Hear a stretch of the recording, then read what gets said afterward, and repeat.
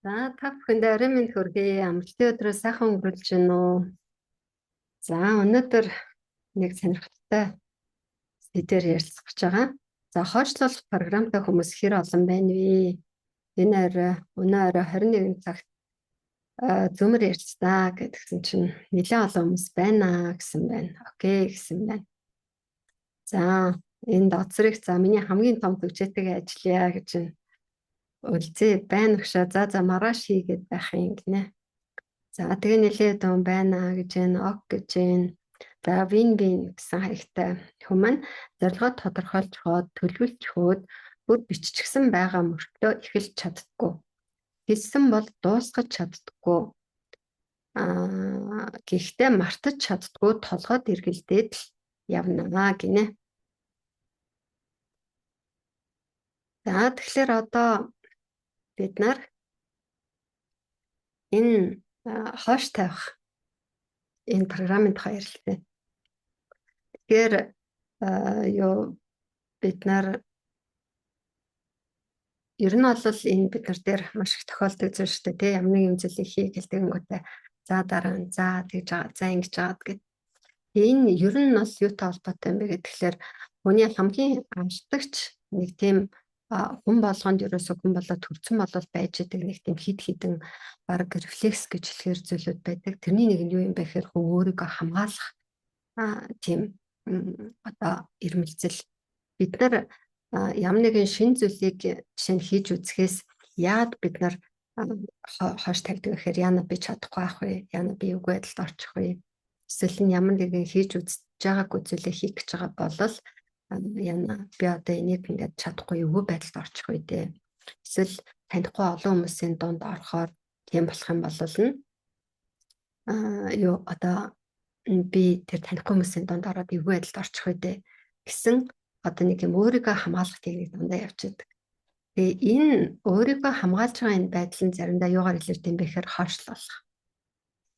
Бид чинь хамгийн анх бяцлаглалын амьсгал савья гэдэг 3 хоногийн хичээлийг заах эрхийг аваад багшуулаад тэгээд их нэлхс дээр очиж заахарлсан. Гэсэн чинь яг ингээл хүмүүс аягүй олон цуглалцсан. Би тэр өрөөлөө ингээл явж харуулсан хичээлээ заах хэрэгтэй байхгүй. Гэсэн чинь миний дотроос ингээл чист ямар нэгэн байдлаар энийг хойшлуулчихаач хэм болуулсан хэвээр нэрээ чи дараа нь гэхэд хэвээр нэр аягүй сайхан бэлдсэн байж хагаад тэгээд энэ хичээлээ заа чи яг одоо л биш бол нэрээ хэвээр юу ч хийсэн яах вэ гэд ингээд яг ийм байдалтай яг өөрөө өөртөө ирж тулж байгаа байхгүй. Тэгээ мэдээч хэрэг одоо олон хүн ингээд цугласан байсан учраас би тэр хичээлээ заасан. Тэгээд дараагийн удаа тэр хичээлийг заахад надаас одоо тийм ах тэр эсэргүүцэл гарч ирэхгүй байхгүй. Тэр энэ юутай холбоотой юм гэхээр би тэр ямар ч одоо үнээр хамаагүй тэр л одоо анги руу яг одоо л явж орохгүй байх юм бол би бүр яасан ч бэлэн бүр тийм хэмжээнд байгаа байхгүй. Тэгэхээр энэ тэрний цаана юу байсан бэ гэхээр би нэг анх удаа тэгж олон хүмүүсийн өмнө гарч пистолын хичээлээ заах гэж байгаа учраас яна одоо би үгүй байдалд орчих үедээ би хүмүүсийн өмнө гараад юмаа ярьж чадахгүй ингээд сандраа төвтрээд байх үедээ гэсэн одоо энэ байдал өөрөөр хэлбэл би нэг өөрийгөө хамгаалаад байна шүү дээ. Ингээ хүн чинь нэг хүнд ингээ сайхан харагдчих юмсан тий одоо нэг шинэ хүнтэй танилцлаа гэхэд тэр хүнтэй нэг сайхан сэтгэл төрүүлчих юмсан гэсэн тийм хүсэл эрмэлзэл байгаа шүү дээ. Гэтэл нөгөө өөрийгөө хамгаалах тэр рефлексээрээ яаж юм гэхээр бид нар яг тэр зүйлтэйгээ нүүр тулахаас дандаа өөрийгөө ингээд хоош нь тавьчихэд дараал гэсэн энэ байдал. Тэгээд энэнд бас нэг нөлөөлдөг зүйл юу байдаг вэ гэхээр бидний нөгөө төгсийн синдром. Ямар нэгэн зүйлийг бид нар хийх болохоор нэгсэн сайн сурч байгаа л хий. Би одоохондоо энийг чадахгүй байна, тэрийг мэдэхгүй байна.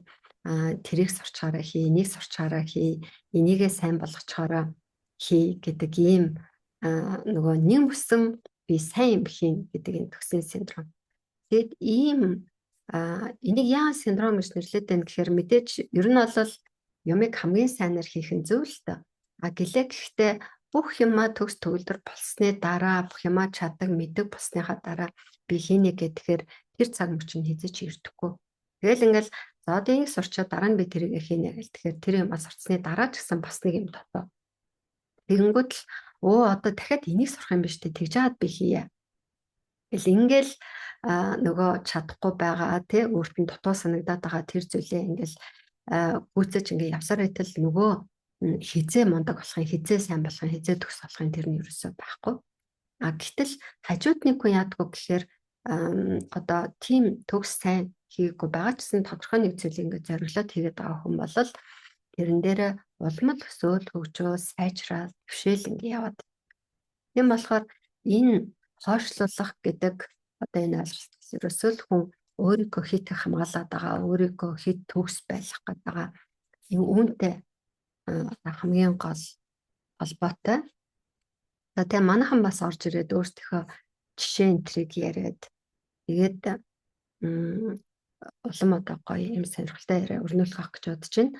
За саяын он дээр Винвинт саягтаа минь гэсэн штэ. Зорилгоо тодорхойлцоход төлөвлөчгөөд бүр биччихсэн байгаа мөртлөө эхэлж чадахгүй байна гэдэг чинь штэ. Тэгэхээр энд одоо уул нь хийх бүх зүйл нь тодорхой. Тэгсэн хэрнээ тэр зүйлээ яагаад эхлээд хийхгүй юм гэдэг. Тэгэхээр хийх юм бол нэг ийм юм болчихгүй гэсэн сэтгэл зүйн дотор нэг тийм шалтгаан эсэргүүцэл байгаа. Сэтгэл жоохон нэг тийм эсэргүүцэл саад ингээ гараад ирэнгүүт уул нь бол тэрийг хийчихье гэж бодоод байгаа хэрнээ тэрний жижигхэн тэр саад нь үйлдэл хийхэд нь хийхийг хойшлуулад байдаг. Тэгэхээр бид нар ингээд одоо жишээ нэг өрөөнд ингээ юм хайж байгаа бол бид нар ингээл нэгдгөө ингээл нөгөө нэгжэл юм хайдаг штэ тий. Яг тэрэн шиг өөрийнхөө сэтгэл зүргээ ингээд уудлаад үзэх хэрэгтэй. Яг тэр бичээ тэмдэглэсэн байгаа тэр зүйлээ ингээд хийх гэсэн чинь яагаад яг хийхгүй байгаа юм? Ямар саад байгаад байна? Тэ? Магадгүй тэрний цаана одоо юу яж болох вэ? За энийг ингээд хийсэн чинь хүмүүс намайг тэгээ хэлчих болов, ингээд хэлчих болов. Эсвэл нь энийг хийсэн чинь бүтлгүй болчих юм болов. Эсвэл нь энийг одоо хийх нь ер нь хэрэгтэй ч юм болов, гүү ч юм болов. Эмээ одоо хөлс хүчээ цаг заваад зарцуулсан тийм зүйл болчих үедээ ч гэдэг юм уу. Ингээд сэтгэл зүйд тодорхой ямар нэгэн тийм жижигхэн саад ингээд ороод ирэхээр тэр зүйлийг хийхэд ийм байна, тийм байна гэсэн зүйл гараад ирэхээр үүнтэй холбоотойгоор хүний сэтгэл бол айгүй жижигхэн зүйл дээр тэглэл тэгэл тэрийг ингээд хийдэг. Ийм шалтгаан байна. За тэгээ эхэлсэн бол дуусгаж чаддаггүй гинэ. За энэ дээр бас нэг юм далд хумсрын програм энэ дээр ингээд явж байна. Би юмаа эхэж чаддаггүй, эхэлсэн бол дуусгаж чаддаггүй гэхээр далд хумсарт энэ хүнд би ингээд юмаа ер нь эхлүүлж чаддаггүй. Би ингээд хийгээд ингээд эхлэхээр миний хийсэн юм болдгүй. Эсвэл нь би ингээд дундаас нь энэ зүйлээ орхичдгоо гэдэг тийм далд хумсрын програм явж байна гэсэн үг. Тэгэхээр энэ далд хумсрын програм яг юунаас үүдэлтэй би болсон байна вэ гэдэг дээр ингээд ажиллах юм бол өөрөөр хэлбэл өөрийнхөө далд хумсартайгаа ажиллах юм бол энэ хүн маань би төлөвлөчгөөд эхэлдэггүй эхэлсэн хэрнээ дуусгаж чаддаггүй гэсэн энэ далд хумсрын програмаас салах юм бол энэ хүн маань амжилтаа хийж чадна. Тэгэд нэг ийм зүйл байдаг штэ. Нөгөө хүн ингээд өдөрт те бараг 60,000 гаруй бодол боддог гэж байгаа байхгүй юу? Тэгээд тэрэн дундаас 35,000 гаруй шийдвэрийг гаргадаг гэж байгаа. Тэгээд тэр гаргаж байгаа 35,000 гаруй шийдвэрийн 90 гаруй хувь нь тэр хүний далд хумсрын ихтгэл үнэмшилтэй холбоотойгоор хийгддэг гэж байгаа байхгүй юу? Тэгэхээр далд хумсрын ихтгэл үнэмшил гэдгийн цаана юу байгаа юм бэ гэхээр бидний далд хумсарт суудсан тодорхой нэг юм програмчлал. Би бас түрүүний нөгөө хичээл задагтаа уйлдуулаад ингэ яриа л да. Намайг жоохон байхаас манай гэрээхэн ер нь хүмүүс намайг аяархан дутдаг гэдэг байсан. Тэгээд би ингээд юм ярихаар ерөнхийдөө хүмүүс ингээд нэг сайн сонсдоггүй. Тэгээд би болохоор би угаасаа аяархан дутаам чи ингээд итгэцэн. Тэгээд тийм учраас би ингээд ярихаараа бас их сул ярьдаг. Тэгээд би тэрийг ярьж эхлэхээс өмнө бараг л ингээд би тэртээ түрүү аяархан ярьсан чи хүн намайг сонсох байх та гэж угаасаа нөгөө нэг итгээд үнссэн байгаа учраас миний хувьд одоо багш болон хичээл заана гэдэг бол бараг ийм боломжгүй тэмцэлээс. Тэгээд тэр ихтгэл уншил хизээ хаанаас судсан бэ гэхлээр угаасаа л намайг жоохон байхаас гэрийнхэн аав ээж энэ төр ингээ хэлдэг болохоор тэгэл эмээ өвөө энэ төр ч гэсэн аяархан дуутай ингээ байгаа байхгүй нь мэдэгдэхгүй ерөөсөө өмөлдөггүй энэ төр гээд намайг тодорхойлдог гэсэн учраас би нөгөө юу алийн хөлтөч ингээс эхлэх гутдаг өмөлдөг тийм байдаг шүү дээ. Тэгэхэд чи би бүр өөртөө ингээ итгэцэн нэрээ би ерөөсөө чимээ гаргадаггүй нэрээ би ингээд их юм айдуу намхан дуутай айтэр гэдэг. Тэгээ бүр намайг ингээд нэг өрөөнд ч юм уу ингээ хаан чи ингээ яваад орно шүү дээ. Тэгэхээр хүмүүс аюулт очдог. Би нөгөө угаасаа юм аярхан явхаар хүртэл би ерөөсөө юм чимээ гаргадаггүй. Би угаасаа ингээ байгаа байхгүй нь мэдэгддэггүй гэдэг тийм бүрэн тийм итгэл үнэмшилтэй учраас би явах гişгтэй хүртэл тийм ингээд хүн явж байгаа нь мэдэгддэггүй гэж явдаг гэсэн байгаа байхгүй. Тэгээд энийгээ би үүнтэйгээ яаж ажилласан бэ гэхээр бяцлаглалын хичээл суугаад тэгээд би багшийн курсад суусан чинь манай багшийн курсын Маниша гэдэг багш байсан. Тэгээ чи одоо яваад ингээд ууланд нэг модон дээр очиод ганцаараа тэр мод руу 10 удаачлуу 20 удаачлуу ашигараад ир гэтгсэн.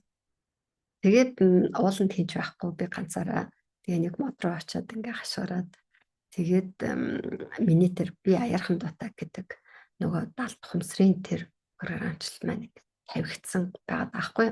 Би тэгээд одоо тэрийг ингэж ойлгоод байгаа болохоос шиг тухайн үедээ бол би чинь миний одоо юм далд хумсрын програм юм байна гэж тухайн үед бол ойлгоогүй яг тэр заавал ингэж уул руу очиод тийм мод руу тэгж хашгирж байгаа нь ямар учиртай юм гэгээч би нэгсэн мэдхгүй л тэр зүйлийг хийгээл тэгэл ямар ч гэсэн тэр багшийн курсыг төгсөж ирээд би бяцлаглалын хичээлээ заажсан байхгүй. Тэгэхээр яг энэ мэтчлэн бид нар ингээд өөрсдөө би ийм гэдэг янз бүр тодорхойлцсон.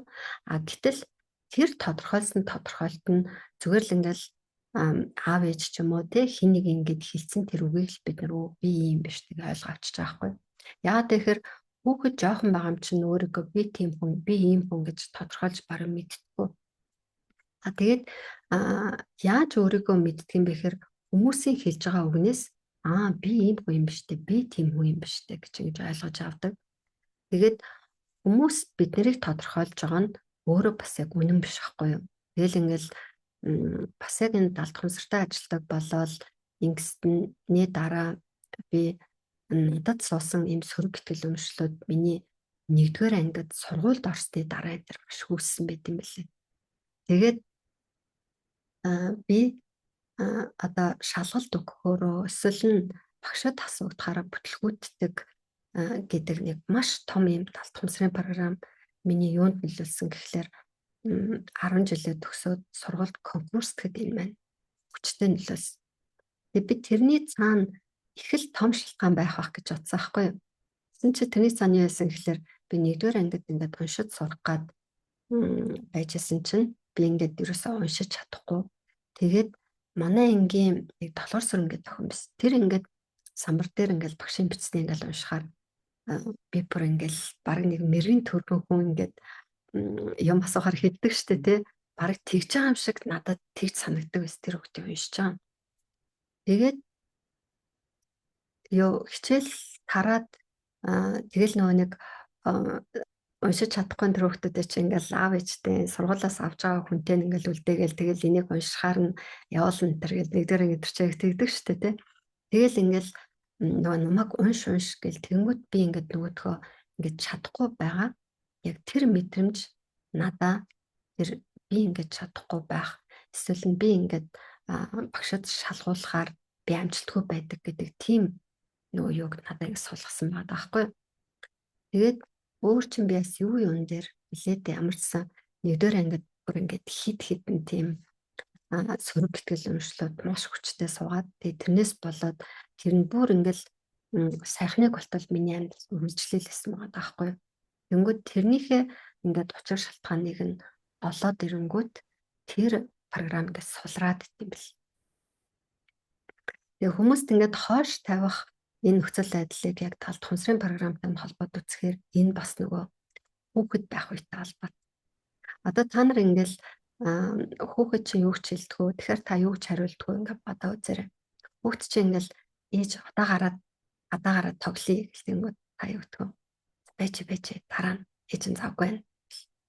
Үшээ энэ юу гэж байгаа юм бэ? Энэ яагаад ийм болцсон юм бэ? Гэл нөгөө хүүхэд чинь ингээл яагаад гэл их асуудаг шүү дээ. Тэнгүүд бид нар тэр үед нь яг заримдаа хариулдаг ч гэсэн тэгэл за ээж нь дараа завтаа болоод болохоор хэлье. Дараа болъё гэл, дараа хэлье гэл. Тэгэл эсвэл нь нөгөө өөр хүмүүс рүү явуулна те. Аавсаа очиас, ээжсээ очиод асуу. Эсвэл нь чин ингээд зааж өгнө.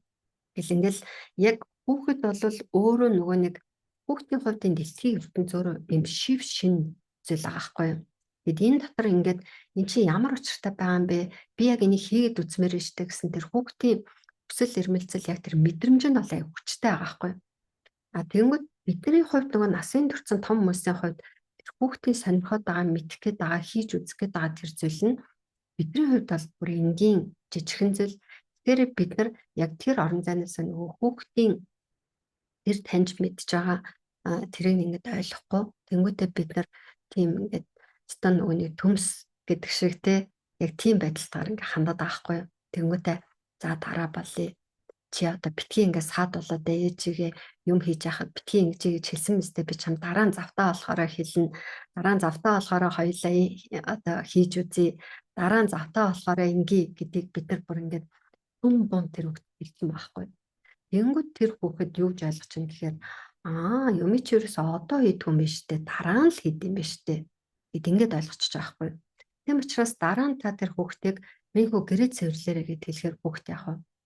За дараа нь энийг ээч дараа нь цэвэрлэчээ. Эсвэл нь за одоохондоо ээж аав ирээгүй байгаа чинь дараа нь эрх төхөөр нь хийчихье. ч гэдэг юм уу те. Ингээд хоошин тавиад. Тэнгүүд бид нар бас тэр хүүхэд байх үед хүүхч ингээл юм болгоны хийж үзэх гэлээдэг штэ те. Нэг 2-тай, 3-тай, 4-тай ингээл байх чинь. Тэгэл ээж 3 зураг бол ээж би 3 зураг гэл. Тэгэл хог шүрдгэлдэг чинь. Би наатад чи саруулъя шүрдээ. Тэнгүүд минь хөө чадахгүй минь хөө дараа нь том болохоор тэгэрээ. Дараа нь минь хөө тэгэрээ. Дараа нь минь хөө сурхаараа ингээрээ. Тэгэл тэгэхээр тэр нь дундаас нөгөө хүүхэд бас юу гэж ойлгож байна. За ер нь одоо гэдэг юм ерөөсөө байдгүй юм байна. Ерөөсөө дараа л гэдэг юм байд юм байна. Гэт ингээд жоохносоо далд хумсарт ингээд суудсан учраас бид нар одоо ингээд том болчоод өөрийнхөө нөгөө хумсарт оюун ухаан маань ингээд жоохон байхад аав ээжээрээ заалгана, хагчээрээ заалгана, тэгэл цэцэрлэгт явлаа, цэцэрлэгийн багшаараа заалгана, сургуульд орлоо, сургуулийнхаа багшаар заалгана.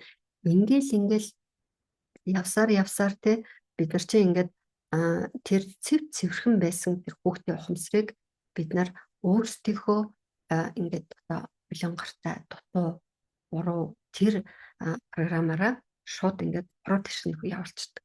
Тэгчингүүтээ хэсэг хугацааны дараа яг өөрсдийнхөө гаргаад байсан зүйлийнхээ яг эсрэгийг энэ нөгөө хүүхдэд шаардаад байдаг. Нөгөө 2-той 3-тай ингээл юм болгоны хийж үзэх гээл байгаа хүүхдийг чи чадахгүй чи дараа нь бол чи том болохоор ингээ одоо битгий надаас саад болоод бай гэлээс ирнэ. Жохон ингээл 5-6 өрөөл ирсэн чи энийг яагаад хийхгүй байгаа чи яагаад хийхгүй байгаа чи яагаад ингэхгүй байгаа гэл. Тэ?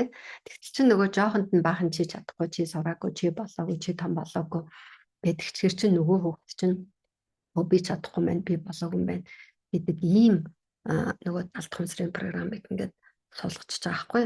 Тэгэхээр бидний энэ хойш тавьдаг зүйл бол одоо өнөөдөр энэ постн дор те байна гэдэг нэг 10-аад хүн 20-аад хүний асуудал ерөөсөө биш. Энэ бол тандж байгаа. Энэ бол надад ч байгаа. Хүн болгонд байгаа. Яагаад бид нарт ийм хүчтэй суудсан програм юм бэ гэхээр бүр тэр жоохноос ахуулаад бид нарыг дараа нь гэдэг үгээр ингээд аав ээж ах чинь тэр хүмүүжүүлсэн гэх юм уу, дарамтлсан гэх юм уу те.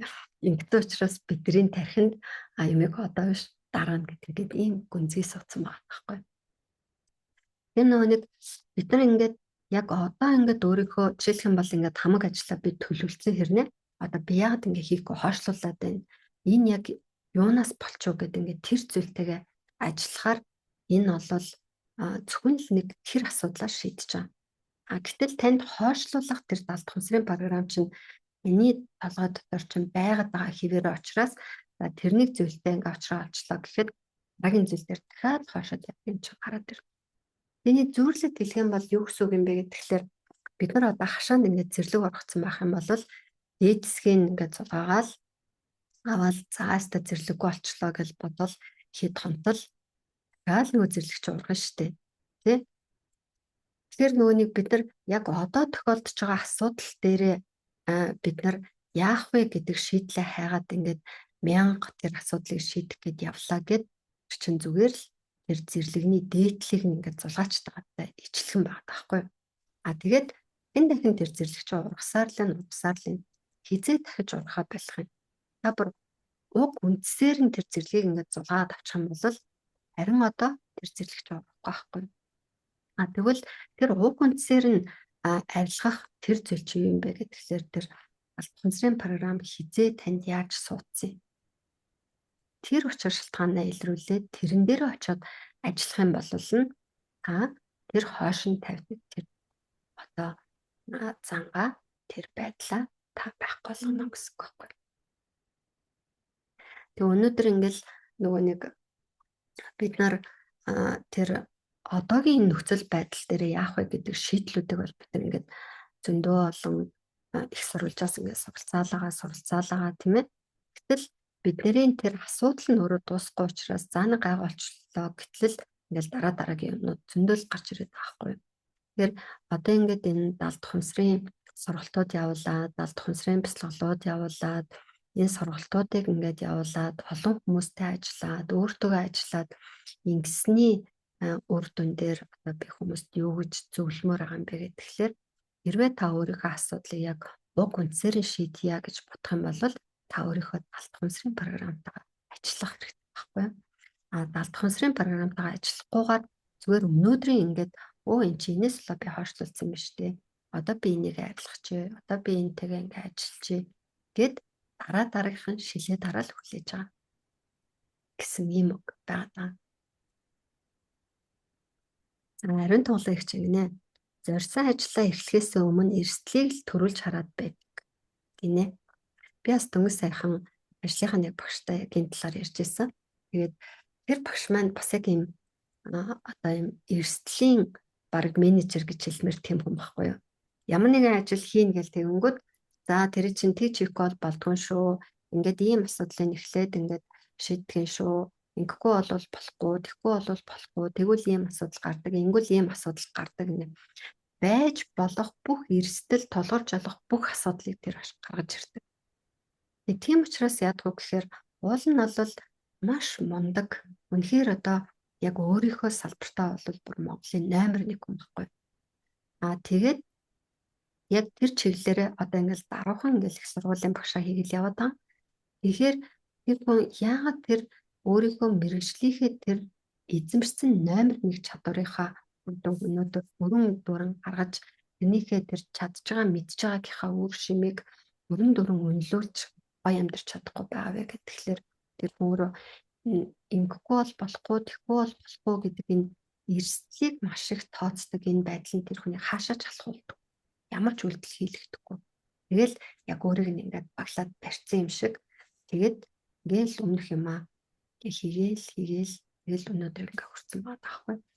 Тэгэхээр эрсдлийг тооцох нь өөрөө сайн ч гэлээ гэсэн хит их одоо тэгүүлж болохгүй, өнгөлж болохгүй нөгөө нэг үлгэрээдэг лөө те ийш явал чоны амд орно, ийш явал барын амд орно гэдэг ингээ хаашаач явсан ерөөсөл идүүлэх нь ойлгомжтой.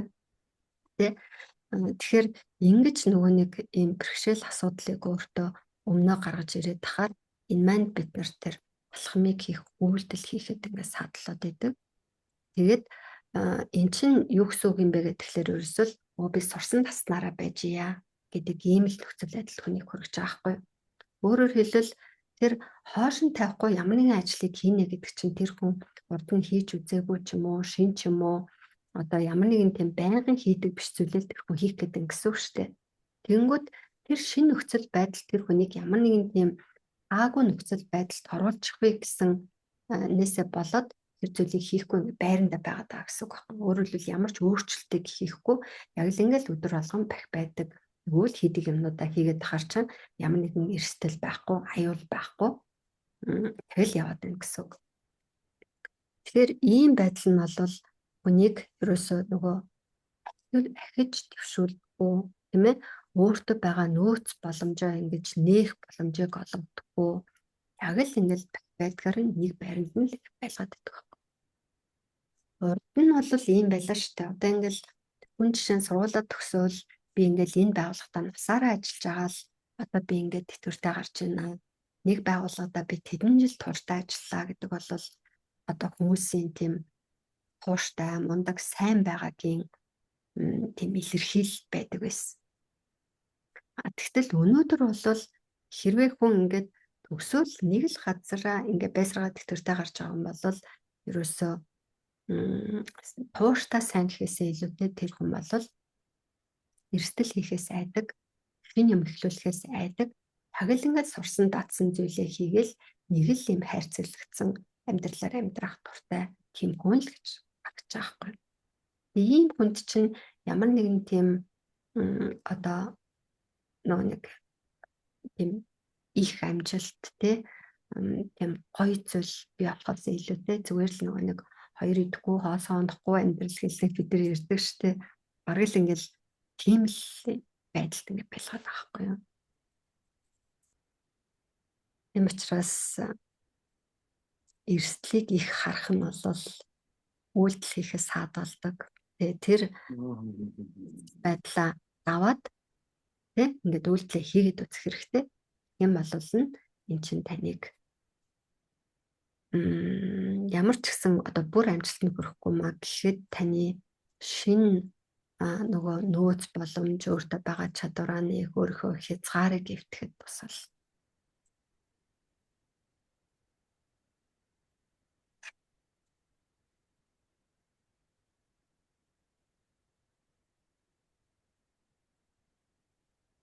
Манайхнаас өөр санаа оноогоо хаалцах юм байна уу?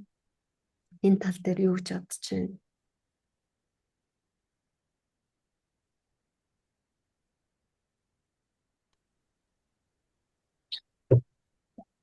Цэнгэр айгуулсан.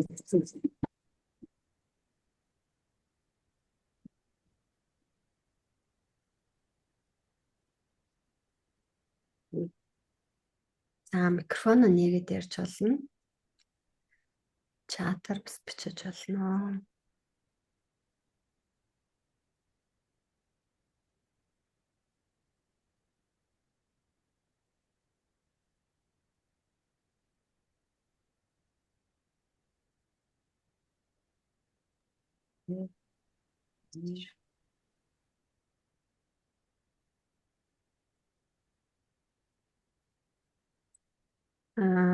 Манай зөөмд орж ирдэг хүмүүс маань бүгдээ ингээд яг нэг юм нэг тагтаг ингээд хооллохоор нөгөө тагтаа ингээд тэр өгж байгаа будаг ингээд тамшиж идчихэл тэгэл ингээд байж идэг штэ тий.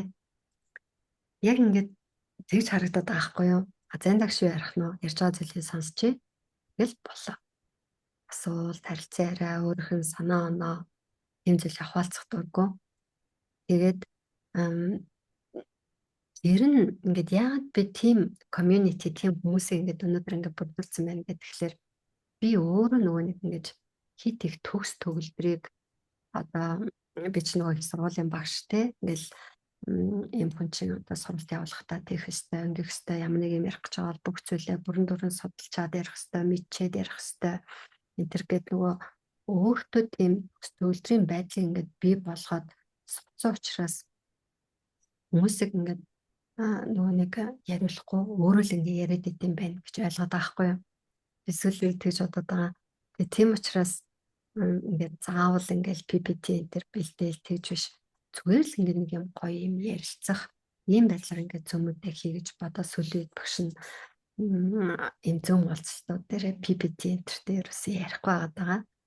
Тэгээд хүн ингээд сонсоход за ойлгочлоо. Ерөнхийдөө би ингээд мэдээ авчлаа.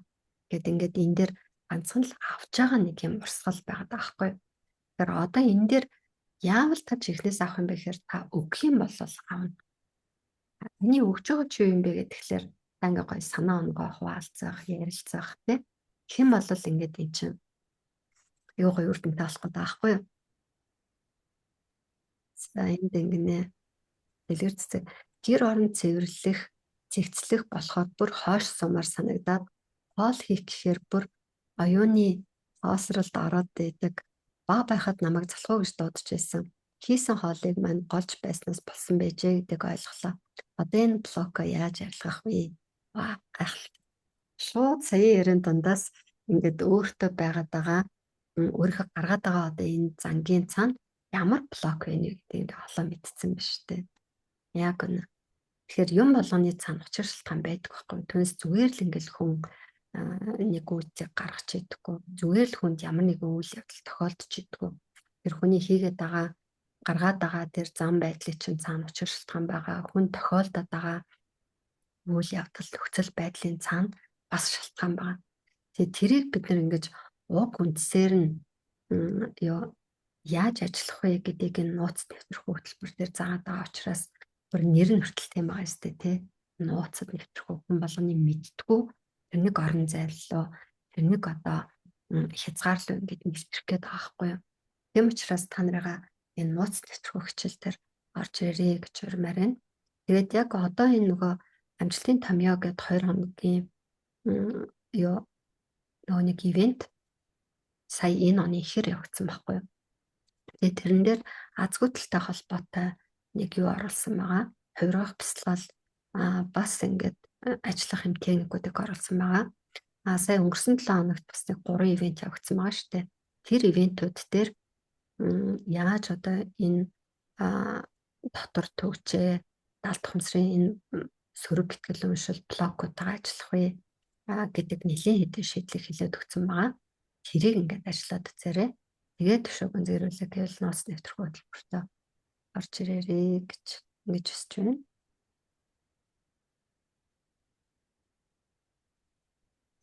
Бацрыг цэрэн хандагчаар ярих уу?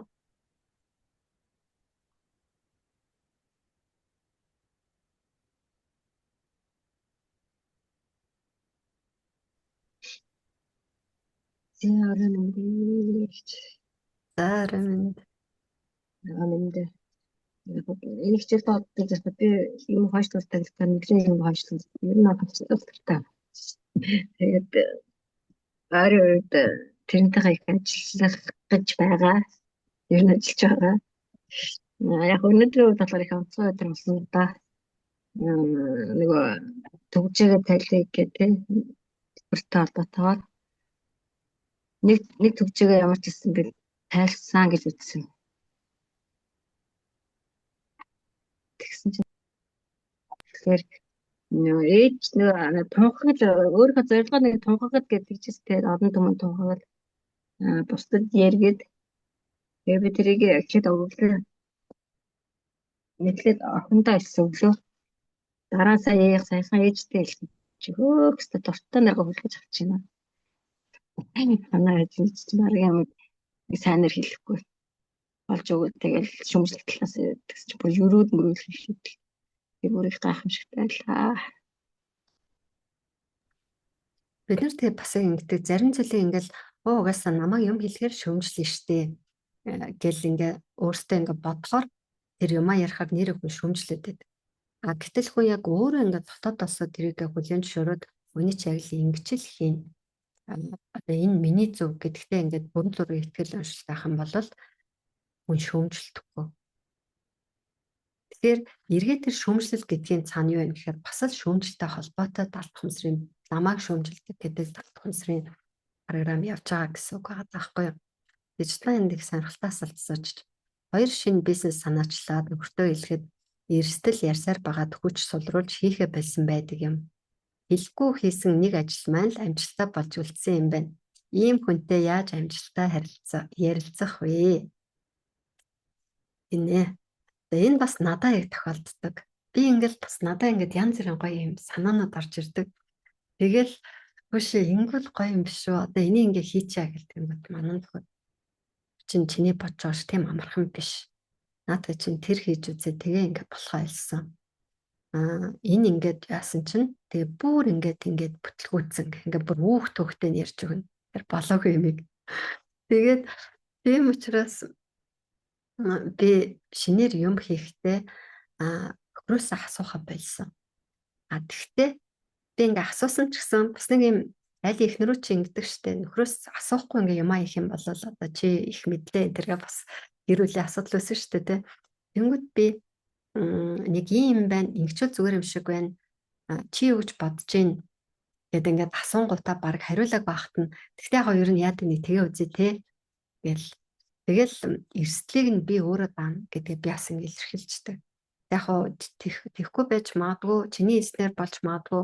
Гэхдээ яг хоо тэгвэл тэр чинь би ингээд зохицуулчих. Би нэг чинь ингээ хариуцчих. Ямар ч хийгээ өчөдөх үү.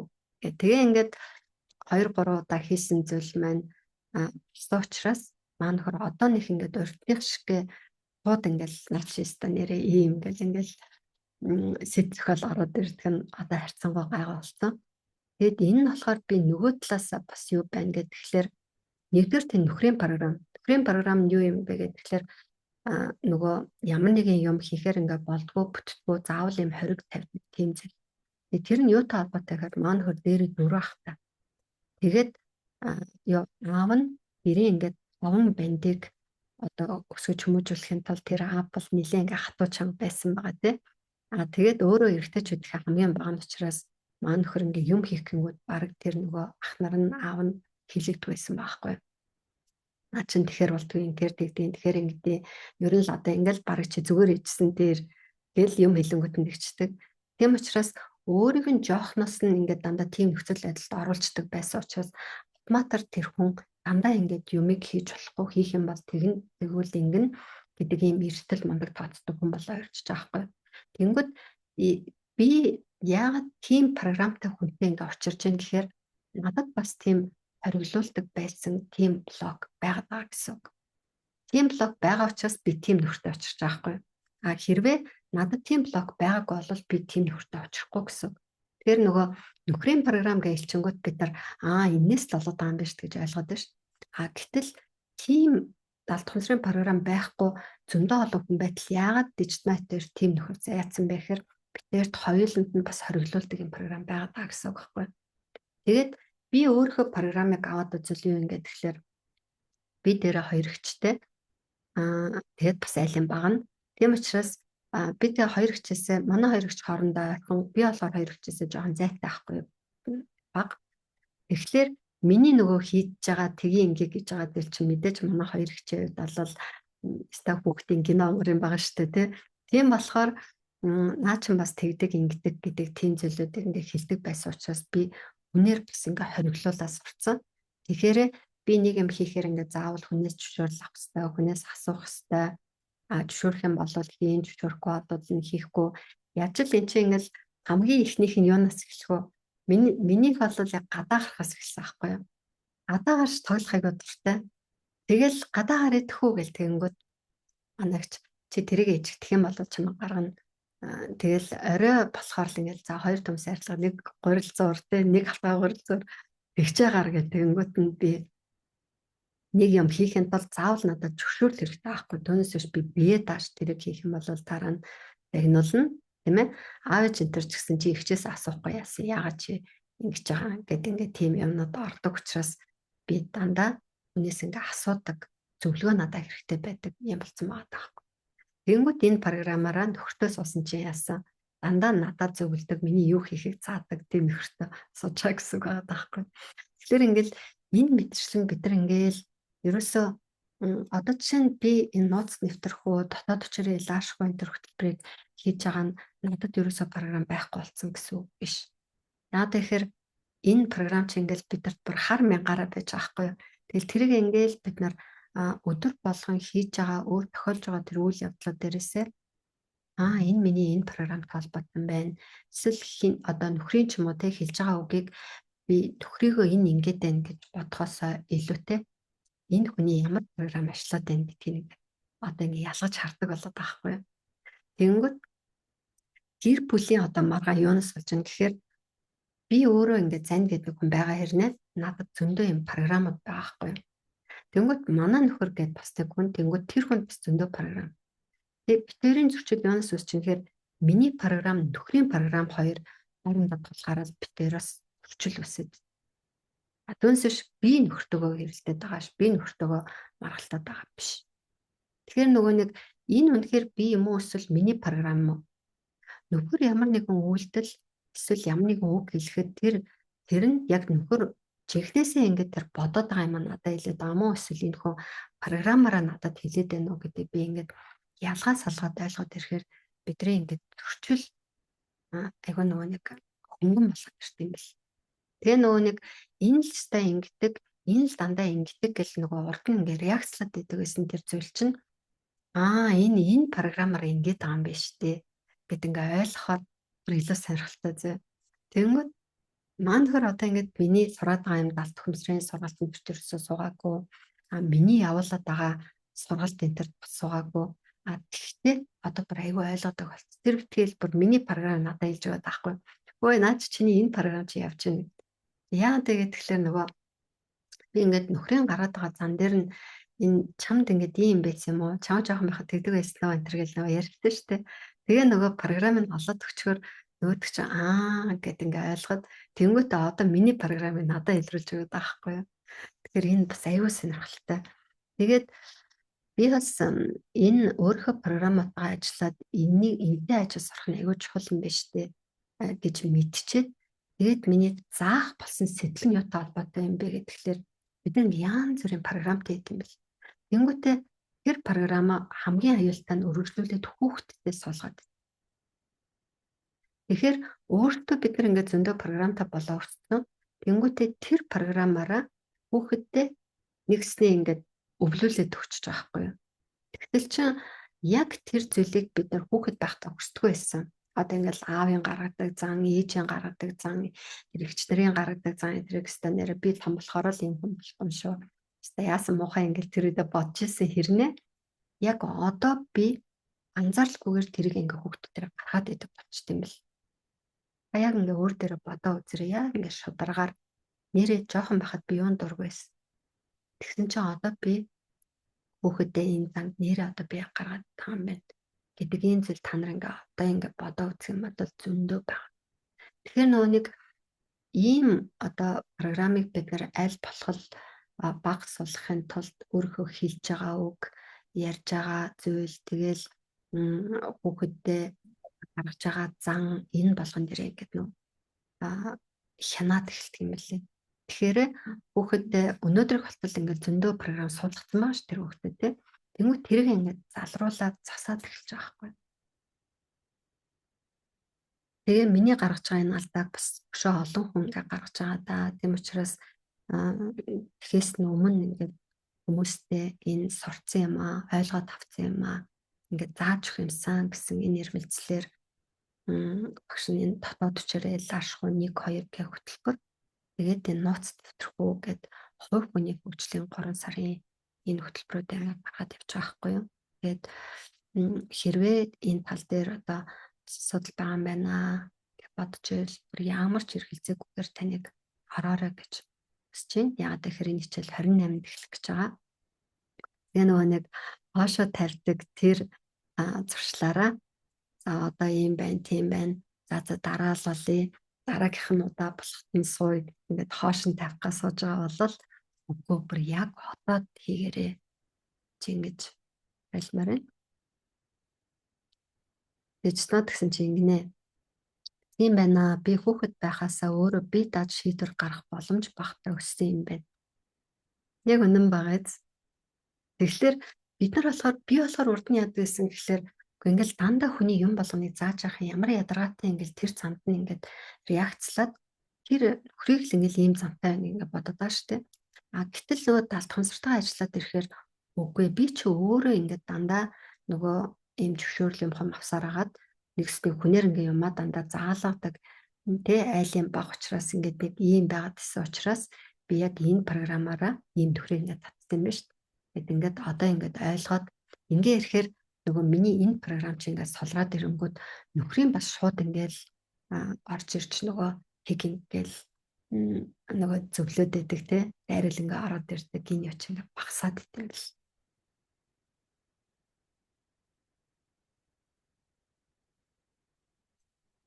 Цэрэн дэгнэ орой мэндэ хайртай багш минь миний чих завиртаа жаахан хэцүүхэн байна. Олон хичээлийнхээ очрыг арай олохгүй таныхаа харах сонсох сайхан л байна. 10 сарын 28-ны хичээлд суухаа бодож байгаа гинэ. Яг чихтэй холбоотой ямар асуудал байна вэ гэхэлэр чих бол юмыг сонсдог хэрэгтэй тийм ээ. Чихний асуудал яагаад үүсэж байна гэхэлэр би энэ юмыг сонсмооргүй байна гэсэн энэ мэдрэмж хүний чихний сонсголыг бууруулдаг.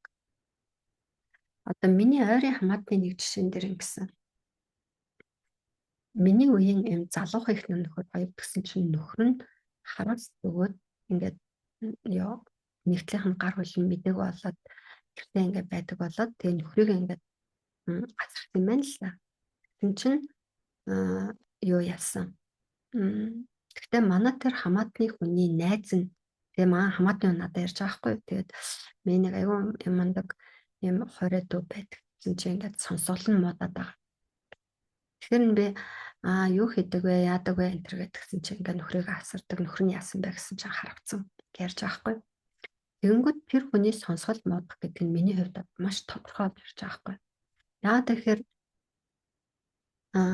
хүн чин туснаа гэхээр чин те мэдээж ингээд сэтгэл санаагаар хунана те ялангуяа ингээд юм хөдөлмөрийн насны залуухан хүн харуулт өгөөд ингээд тэр өнцөр дээр суудаг ч юм уу те ингээд ийм чөлөөтэй өөрийнхөө ингээд хүснээрээ гар хөлөөрөө юм хийж чадахгүй болоод тэр хүн ямар сэтгэлээр унах вэ?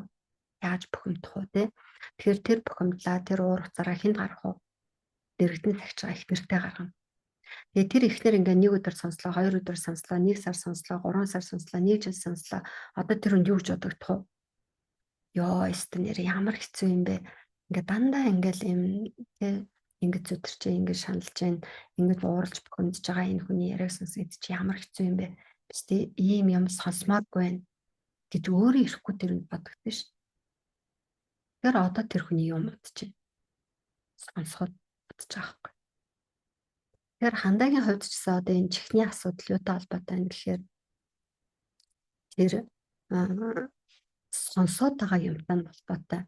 Тэр сонсоод байгаа юм нь те юуг тэр хүн сонсоод байгаа юм. Тэр өвчтөе хүний тохиолдол дээр ингээ ярьлаа шүү дээ. Тэр нөхрийн одоо тэр биеийн байдалтай нь холбоотой зовир шаналгаа.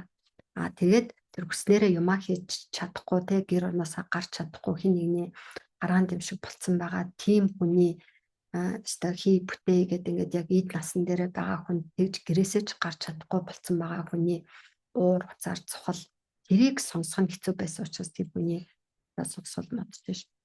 Тэгвэл андагийн хувьд одоо юу сонсоод байгаа тийм асуудалтай байсан. Тэгэхээр тэр сонсоод байгаа юм л ямар байсан бах нь сонсмооргүй байсан гэсэн. Яаж бууж ирж чинь тэгэхээр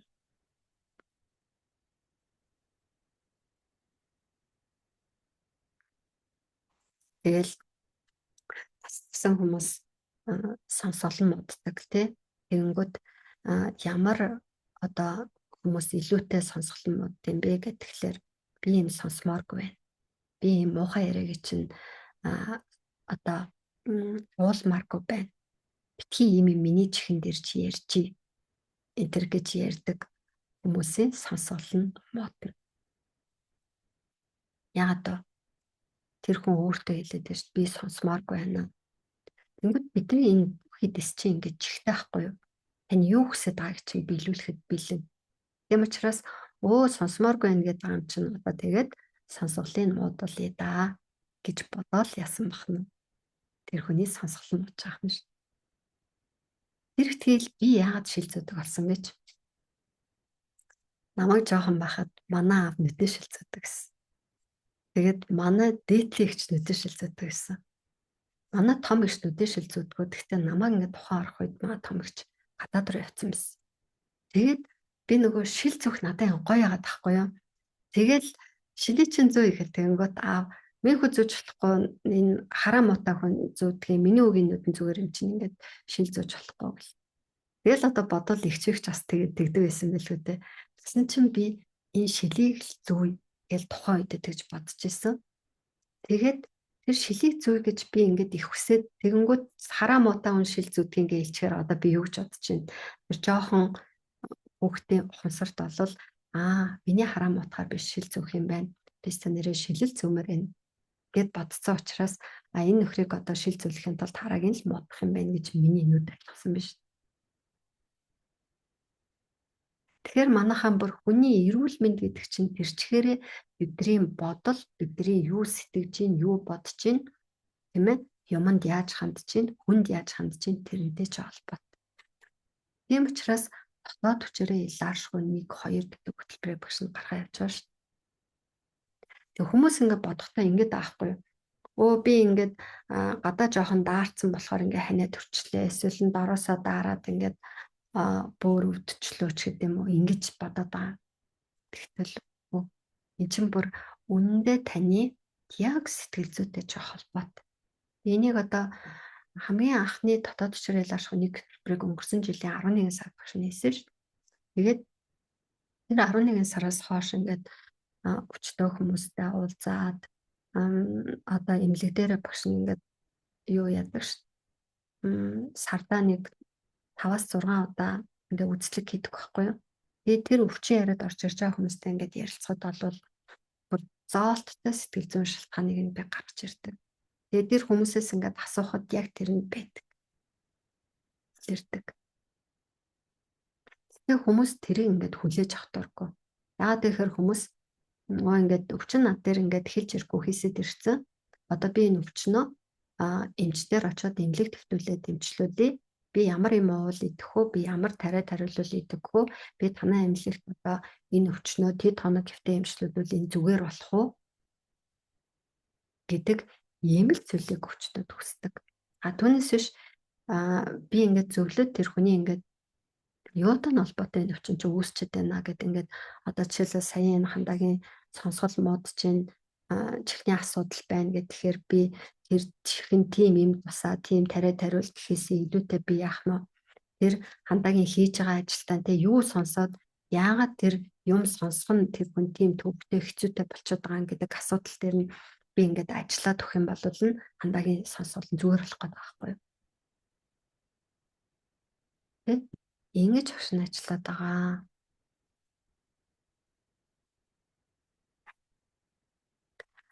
Дандаа ингэ шинэ ажил дээрээ баян хотод болоод байнга анхаарлын тэмдэгтээ дандаа ажлын үзэл доогоор байранд ороод хэцүүхэн л байна. Ажилтгүй болмооргүй л байдаг. Гинэ. За тэгэхээр энэний цаана юу явж байна? Шинэ ажил дээрээ баян хотод болоод анхаарлын тэмдэгтээ дандаа ажлын үзэл доогоор байранд ороод хэцүүхэн л ажилтгүй болмооргүй байна. Ажилтгүй болмооргүй байгаа учраас ажиллаа хиймээр байна. Тэ? Ажиллаа хийх гэсэн чинь хийж байгаа ажил нь тэ одоо хийж байгаа ажил чинь болохоор нөгөө нэг юу хийгээд байгаа шүү дээ. Нөгөө нэг утсанд хариулдаг, лавлах утсанд ингээд хариулдаг юм ажиллахандаа хийгээд байгаа шүү дээ. Тэгэхээр лавлах утсанд ингээд хариулдаг тэр ажилдаа сонсож байгаа зүйлдээ хандаа ингээд түүртэд байгаа учраас чих чинь тэрийг ингээд сонсохыг хүсэхгүй байгаа дээ шүү. Тэгээд нөгөө нэг ажилгүй болмооргүй байна гэдэг энэ үг нь өөрөө энэ захиалга нь буруу болоод байгаа таахгүй юу? Ажилгүй болмооргүй байна гэдэг тал тухамсаар юу гэж ойлгох юм бэ гэхлээр ер нь бол энэ хүн одоо ажил хиймээргүй байгаа юм байна л гэж ингэж нөгөө нэг ойлгохоор захиалга бингүүд өгöd байгаа байхгүй юу? Тэгэхээр ажиллаа хиймээргүй байгаа юм чинь тэр сонсдог ажлын сонсдгууд болгочвол ажиллаа хиймээргүй гэсэн үг шүү дээ. Тэр энэний оронд тэр алд хумсартаа захиалга ингээд зөвхөхгүй болвол нь бидний бүх юм ингээд сонсголтой нүдэж ихтэй байхгүй бидний бүх эдс чинь. Тэрэндээ бид нар ингээд буруу захиалгыг өгөхөөр тэр эрүүл мэндэд энэ чинь ингэж нөлөөлөд шүү дээ. Эрүүл мэнд амьдрал болж байгаа үйл явдалтай ч холбоотой. Тэгээд манай нөгөө нэг энэ нууцд нэвтэрхүү доод хүчээрээ илааршгүй хөтөлбөрүүд чинь нөгөө анзаарчсан менторын уулзалт байхгүй юу? Анзаарчлаад ингээд яг таны асуудал дээр яг тэнтэй яриад миний тэр одоо зүйлээ чинь тэр шалтгаан юу вэ? Ямар дадлах хүнсрийн програмтай холбоотой байна? Тэр дадлах хүнсрийн програм чинь яг хизээ хаана яаж танд үүссэн байна? Тэрнтэй чинь ингээд нөгөө яг таны кейс дээр ярилцдаг учраас яг энэ дундаас хүмүүс маань шийдлээ олдог байхгүй юу? Тэгээд одоо бол бид нар ингээд нийт дундаа анги дундаа ярьж байгаа учраас нэг хүний асуудал дээр ингээд бүр удаан нөгөө нэг яахыг хүсэхгүй байгаа шүү дээ. Их ярилцах ингээд боломж байгаа шүү дээ. Тэгээд бас нөгөө багш ингэж нийтэд зориулж ингэж ярьж байгаа учраас ерөнхийд нь ингээд яриад тахаар багшийн ярьж байгаа нь ерөнхий зүйл яг миний амьдрал дээр миний кейс дээр ирэхээр яаж бох юм бэ гэдэг заримдаа бас хүмүүс нөгөө ойлгож чаддгүй.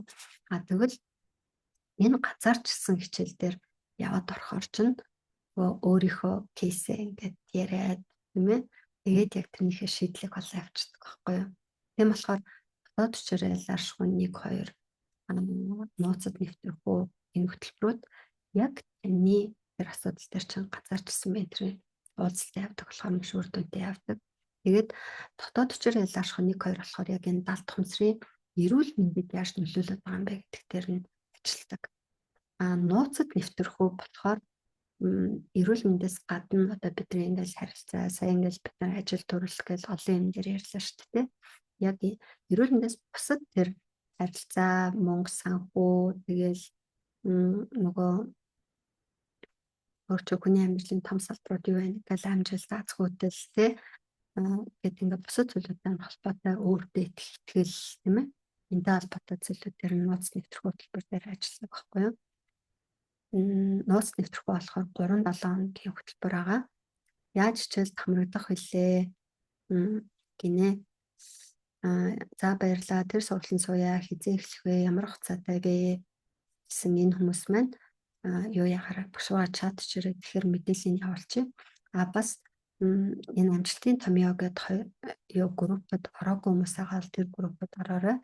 Тэр групп дээр багш нь энэ хичээлийн талаар нууц нэвтрэхгүй хичээлийн талаар бас нэлээд дэлгэрэнгүй ирсэн байна. Багшнаас одоо ингээд 10 сарын 28-наас нууц нэвтрэх эхэлнэ. 11 сарын 3-наас өнөө 4-нөөс өнөө дотоод хүчээр яларшгүй 1 гэдэг хөтөлбөр эхэлнэ. Тэгээд энэ хөтөлбөрүүд дээр аль алин дээр нь 30% хөнгөлөлт зарласан байна. Тэгээд энэ 2 хөтөлбөрт орсон хүмүүстэй эрүүл мэндийн бас өөр нөгөө хичээлд орох тийм эрхийг бэлгэлж байгаа. Багш нь хичээлүүдээ School гэдэг аппликейшн руу оруулсан. School аппликейшн дээрээс хичээлүүд үзэхэд маш ихтэйхэн амархан байгаа. Тэгээд нууц нэвтрэх хичээлүүдээ ч гэсэн тэр School-ийнхаа групп дээр оруулаа явна. Ийм гоё хөнгөлөлт бэлэг гэтэр зарлалтан байгаа учраас анар маань араарэ, тэгтээ араарэ өөрийнхөө амьдралдаа бий болоод байгаа энэ асуудлаа баг дээр нь шийдээд аваарэ гэж бүгдээрэнд нь уриалж байна. Ер нь бол хүн ингээд хүний зовоод байгаагийн шалтгаан юу юм бэ гэхээр ерөөсөө мэдхгүйгээсээ болоод хүн тавдаг. Тэгээд тэр хүний зовж байгаа зовлонгийн чинь нэг нь л одоо эрүүл мэнд өвчин шүү дээ тий. Тэгэхээр тэр өвчин хүн яагаад тусч байгаа юм бэ гэхээр тусал ялгаагүй мэдхгүйгээсээ болоод өвчин тусаад байгаа байхгүй. Тэгээд тэр юуг мэдхгүйгээсээ болоод та өвчин тусаад байгаа гэдэг дотоод хүчээр яларших 1 2 дээр заагаад байгаа. Амьдралын бусад талбарууд дээр тийм ээ. Жишээ нь та ингээл юм ингээл дандаа хошин тавиал идэв. Эсвэл нь ягаад та ингээд нэг юм хийгээл тэгэхээр би чадахгүй байх гэл юм өөртөө итгэлгүй байгаад байдгийн. Энтер гэдэг чинь бүгдээрээ л таны талд хумсрын програмтай холбоотой. Тэр талд хумсрын програм хийцээс удсан гэхээр жоохон байж ах чинь л ингээл нэг аав ээжийн хэлсэн үг тий ах ээжийн хэлсэн үг эсвэл хинийг найзын эсвэл сургуулийн багшийн хэлсэн тэр нэг жоохон үгийг л бид нөгөө хүүхдийн гинэн ухамсараараа би яг ийм юм биш үү гэд ингээ ойлгож аваад талбарын ихтгэл уншил болгож аваад тэгээд тэр нь амьдралынхаа туршид үйлчилсэн байгаа байхгүй. Гэтэл тэр нь ингээл магадгүй нэг ээж уртаагаас хэлсэн ч юм уу тий эсвэл ингээл нөгөө тэр аав ээжид яагаад тийм нөгөө програм суудсан гэхээр тэрийг нөгөө аав ээжийн суулгацсан байгаа байхгүй. Тэгээд нөгөөх нь ингээд цаашаа дамжаад яваад байгаа тэр зүйлийг бид нар энэ нууц нэвтрэх хичээлд ороод яаж тэрийг бас зохих юм тэрийг ингээд таслахын гэдэг тэр зүйлийг сурч байгаа байхгүй. Тэгээд тэрний ингээд аргачлалуудыг ер нь бол багшин дээр амжилтын томьёо гэдэг групп дээрээ нийт 5 удаагийн хичээл байгаа. Тэрэн дээр багш нь бас нэлээд тодорхойсон гэсэн байна.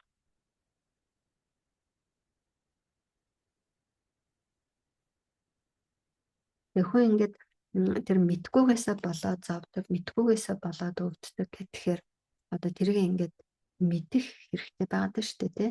Тэр мэдхийн тулд яатчгүй л одоо заалах хэрэгтэй. штэ. Тэгээд тэр заадаг зүйл нь юм бэхээр сургалт байгаа байхгүй. Тэгээд тэр сургалтанд суугаадгүй ингээд сурахгүй байгаа тахаар сураагүйгээ одоо үр дагаврыг бид нар өөрийнхөө амьдралынхаа цаг хугацаагаар өөрийнхөө амьдралаараа тэрийг одоо ингээд туулж байгаа байхгүй юу. Тэгэхээр ингээл хүн ингээл тэр эрүүл мэндийн асуудлаа шийдэх гээл ингээл зөндөө их юм тариа хэрэглээл ингээл өөрийгөө улам хордуулаад ингийн оронд эсвэл магадгүй тэр ууж байгаа юм тарианыхаа үйлчлэлийг өшөө сайн болгохын тулд тэр өөрийнхөө ингээд алт хумсартайгаа ажиллаад ирэхээр тэр эрүүл мэндийн илүү сайн сайжирч байгаа байхгүй.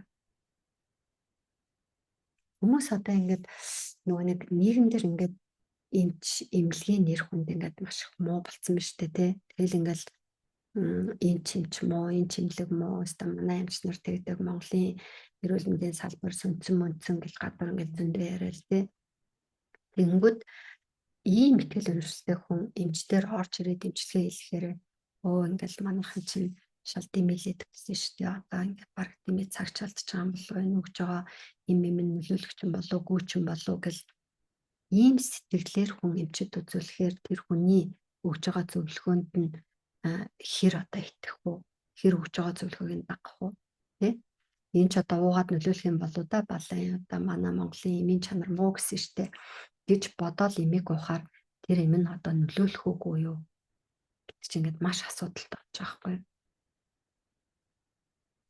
Тийм ч учраас энийг мэдсэн учраас манай ард түмэн юу хэлсэн гэхээр хүн сэжгээр өвдөж сүжгээр итгэрнэ гэж хэлсэн баг. Сүжгээр өвдөн гэдэг чинь юу юм? Балан ямаа хажууд нэг хүн ханиалгаад байгаа. Одоо би ханиад өрчих үедээ. Ээл сэжиглээл оройн яхав. Ханиад өрнө. Тэгээд сүжиг гэдэг нь юу? Тэгээ саяхаар бол жишээлх юм бол Монголын эмч нар тийм Монголын эмнэлэг юм, Монголын эмийн юм гэл ямар сүжиггүй тэр эмчилгээг хэлэх юм бол угаасаа идэхгүй нь ойлгомжтой. Эсвэл энэ нэстэ үнэхээр сайн нэстэ ийм өндөр үнэтэй юм чи энэ л одоо энийг угаал би идэх бах та гэл жинхнээсээ итгээл тэгэл тэр эмийг уух юм бол яах вэ? Итгэж байгаа байхгүй. Яг тэр хүний ингээд сэтгэл нь тэр хүний итгэл үнэмшил нь би энийг угаал идэгнэ гэж бодож байгаа учраас үнэхээр тэрийг угаал яах вэ? Итгэж байгаа байхгүй.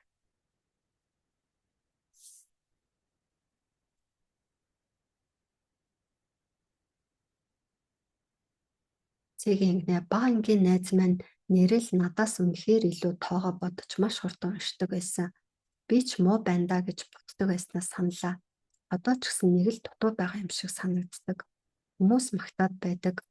Өөрөө л болохоор худлаа даа гэж бодогдоод байдаг гинэ. Яг үнэ. Энэ нэг эн чинь ингээд яг бодит байдал төр ингээд мэдрээд байна шүү дээ. Тэ яалтчгүй ингээд тэр нэг хүүхэд илүү сайн төрүүлэл ингээд бодцдог. Тэнгүүд ёо өөрийгөө тэр хүнтэй харьцуулаад ингээл энэ ямар мөн гадаас төрүүлээ бодчихлоо.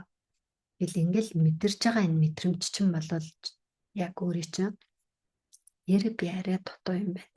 Би арай муу юм байна гэдэг ийм нөгөө яг өгч байгаа байхгүй ойлголтыг өгч байгаа байхгүй. Тэгээ тийм ч учраас одоо ингээд нөгөө нэг хятадд жишээлх юм бол 4-р анги лөө 5-р анги дүн гэдэг зүйл ерөөсөй байдгүй. Зүгээр л нөгөө юу яадаг. Одоо хооцоогүй тэр гэдэг л тийм нөгөө дүн байдаг болохоос биш. Нөгөө оролцоог өчлөө тийм л байдаг болохоос биш. Манайх шиг ингээл 80 би гэдэг дүн хүүхдэд ерөөсөй тавьдаг. Тэгэхээр хүүхдэд тийм дүн тавих байгаа учраас хүүхэд өөрийгөө би энэс дутуу, би энэс сайн гэдэг нөгөө тийм юг авахгүй байгаа байхгүй.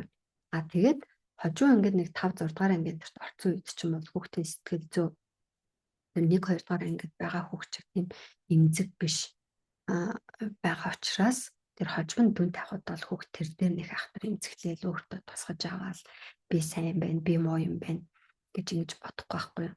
Гэтэл чи ингээл нөгөө нэг 1-р ангиас хавуулаад хүүхд ингээл сайн муу гэж онц сурдгууд нь тэр муу сурдгууд нь тэр гэл бидний үед ч одоо нөгөө пенерт илсэн гэл тэ.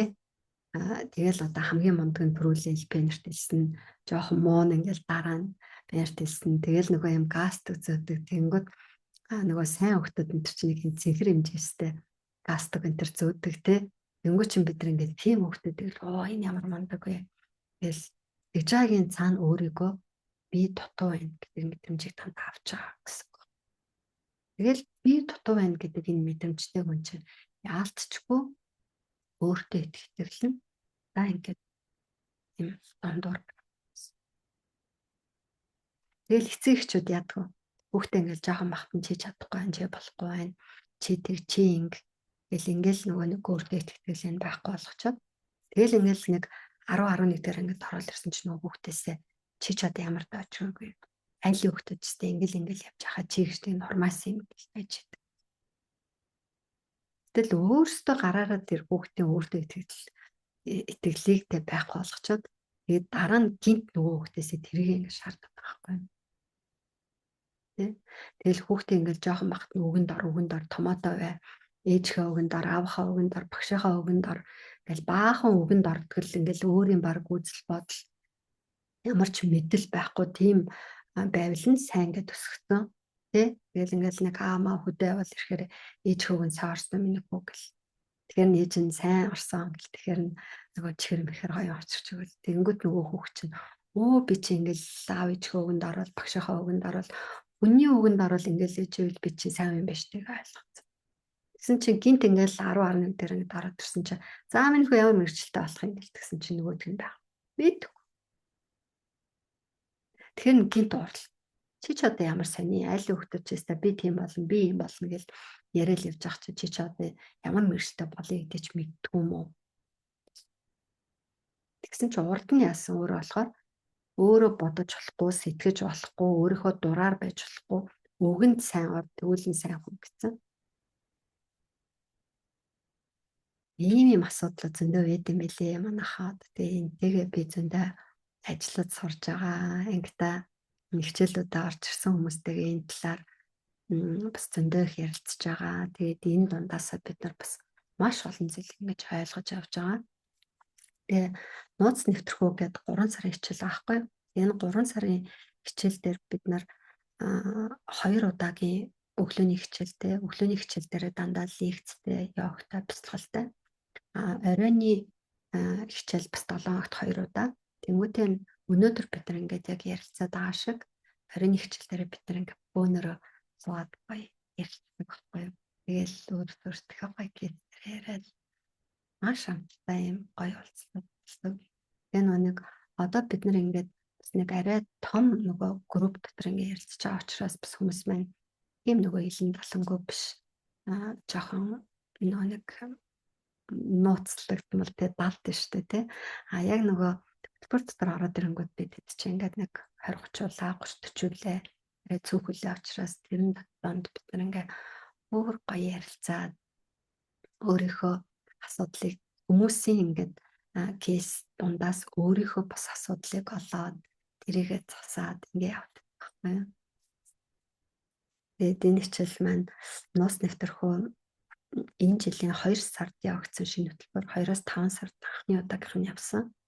Энээс хойшоо бас би өөрөө бас маш их суралцлаа. Тэгээд тэр үед суусан хүмүүсээс байна. Одоо ингээд тавтаа авах гэж байгаа байхгүй юу. Тэнгүүд багшнаас тавтаа орж байгаа хүмүүстэй хөнгөлөлт төр өгч байгаа. Тэнгүүд тэр хүмүүс маань бас энэ хугацаанд багш нь яаж хөгжсөн байна. Өшөө одоо ур чадвартай болсон байна гэдгийг хуучаангийн хан маань бас мэдрэн гэж бодож байна. Шинээр орох гэж байгаа ангийнхан маань бас бүр илүү азтай байна. Яагаад гэхээр багш нь хаврынхаа хатгаад одоо бас бүр илүү туршлагатай болсон.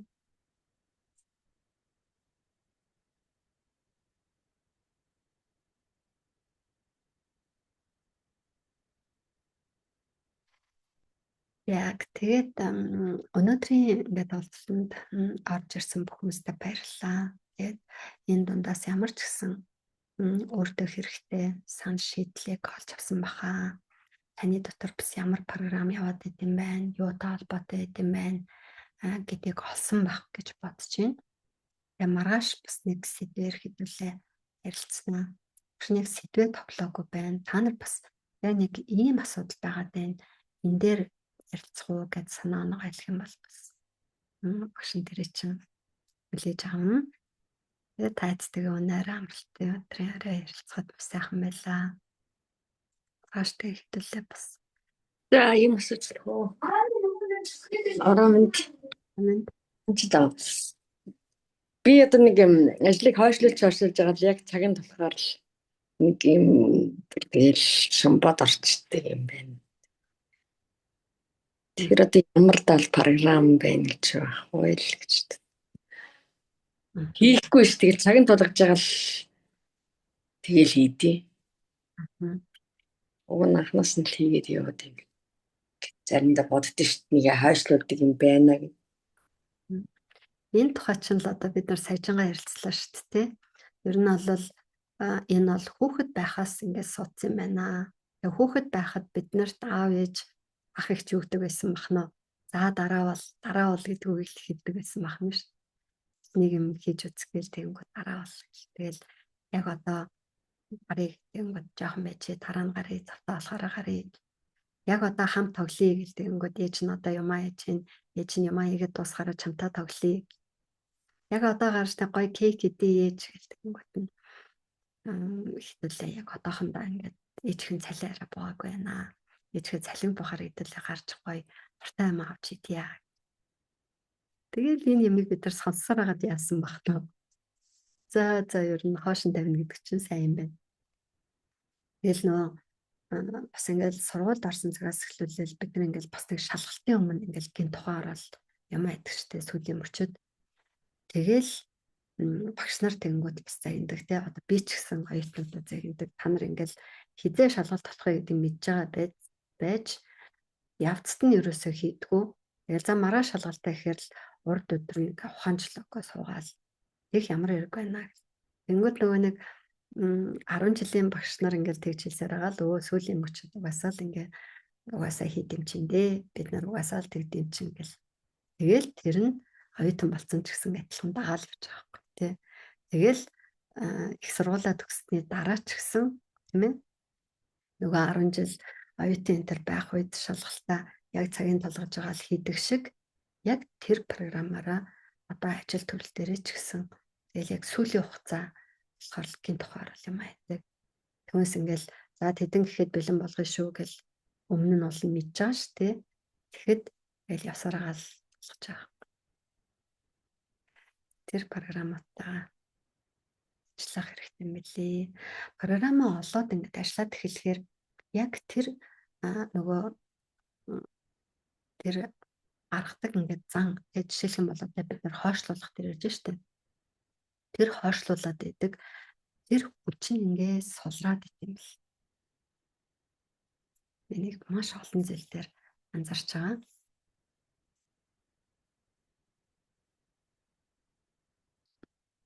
Цэгийн ингэнэ КК яг лайв дуусах гэж байхад асуулаа програм ажиллаж гинэ.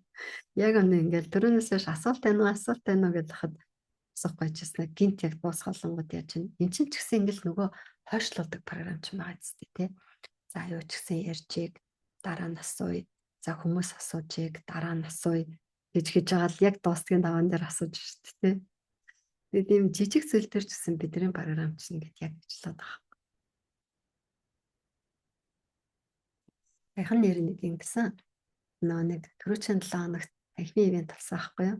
Тэгсэн чинь ингээд танхимын ивентэд ирсэн хүмүүстэй ингээд би нөгөө тай ийм юу хоёр авч ирсэн байхгүй юу? Нэг юм өөрөөр арай биш юу илээ дээ. Нэг юм тэгсэн чинь тэр нөгөө бусад хүмүүс ингээд аваад ингээд идсэн чинь нэг охин үгүй яхаа багшаа би ингээд цайгаа уучаад ирсэн би идэхгүй гэд ингээд идэхгүй. Тэгжсэн ингээд бүр ингээд төсгөл олж байгаа байхгүй юу. Тэгсэн чинь нөгөө охин чинь ингээд яг нөгөөх ингээд архаа гаргаж байгаа байхгүй юу.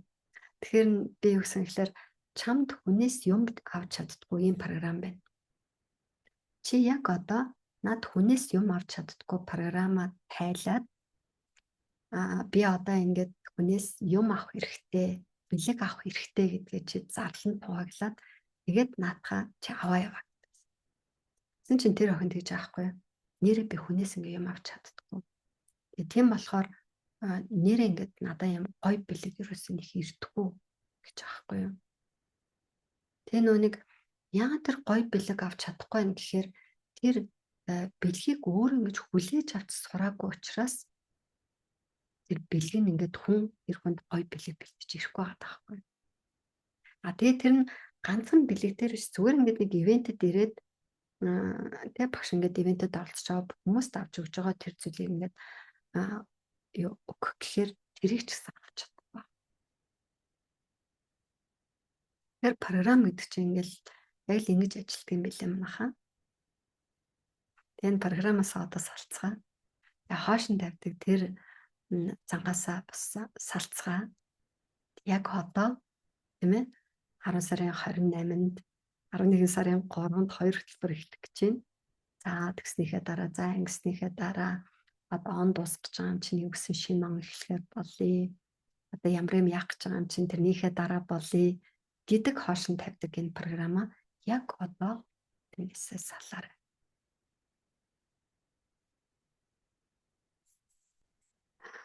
Энд ингэнэ. Цалингаа бүтэн авдаг ажилтайгаа байхыг хүсээд хичээл өндөрлөхөөр л програм ажиллав гэнэ. Тэгээ бид нар ер нь л олондөө өөрсөн төгөө л ажиллах хэрэгтэй юм билээ. Тэгээд гол нь ингээд нэг хамгийн нийтлэг байгаа зүйл нь юу юм гэхээр бид нар үнээс л айтаад авахгүй юм. Тэгэл ингээд миний амьдрал болохгүйсэн чинь улс буруутай, улсын хурлын гишүүд буруутай, тэр 126 гишүүн л байхгүй болчвол одоо миний амьдрал сайхан болох гээд байна. Тэ энэ ерөнхийлөгч тэр ерөнхий сайд тэгэл ингээл өстой би аятайхан байх гэдэг ах чи энэ нөхөрлөл ингээд байна. Эсвэл нь би бол ингээд өстой хамгийн ок аятайхан одоо ганц энэ хүүхдэл ингээд нэг ингээд байна. Энийг л зүгээр болгочвол би бол зүгээр ахгүй юу? Тэ эсвэл нь ингээл өстой би ингээд аятайхан байгаад хад манай ажлын тэр нэг юм л тэгээд байгаа ахгүй юу? Тэр л зүгээр болчвол өөр бусд нь юусаа асуудалгүй. Ингээд өөрөө болохоор нэг инхийн цагаан тагтаа шиг тэгээд дэрэгтэн байгаа хүмүүс байгаад байгаа. Эднээс болол завцсан нэг юм байгаад байгаа байхгүй юу? Тэгэл үнэхээр үгүй юм бэл. Болохгүй байгаад байгаа учраас тантай тийм зүйлүүд тохиолдоод байгаа. Тэгээд болохгүй байгаа гэдгийн цаана таны нэг тийм аль тухамсрын нэг програм л яваад байгаа байхгүй юу? Түрүүн одоо дижитал дээр ягаад дандаа ингээд юу ингэж болохгүй тэгж болохгүй гэдэг нөхөртөө таарцсныгаа ярьсан шүү дээ тий. Яг тэрнтэй ижилхэн. За ингээ өнөөдөр та тэгээ ярилцахад маш сайхан байлаа. Маргааш тэгээ бүгдээрээ уулзлаа. Ямар сэдвээр ярьцмаар вэ? Сэдв өгөөрэй. Тэгээд баяртай.